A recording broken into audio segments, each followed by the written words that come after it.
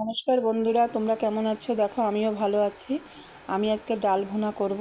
আর ডালটা আমি একটু আদা সিদ্ধ করে নিয়েছি, 150 গ্রাম মতন মুসুরির ডাল।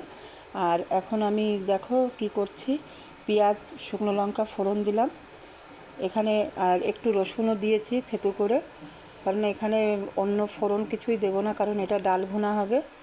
ডালটাকে আমি আদা সিদ্ধ করে রেখেছি।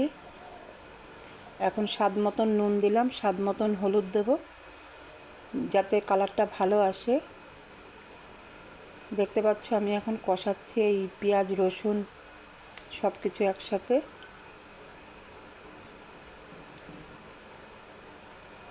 এই যে আমার কষানো প্রায় হয়ে এসছে। এবার আমি যে ডালটা সিদ্ধ করে রেখে দিয়েছিলাম সেটা আমি এখন এর ভিতরে দিয়ে দেব।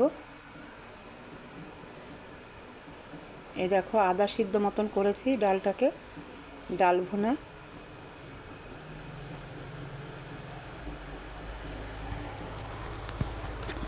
দেখো খুব ভালো লাগবে খেতে।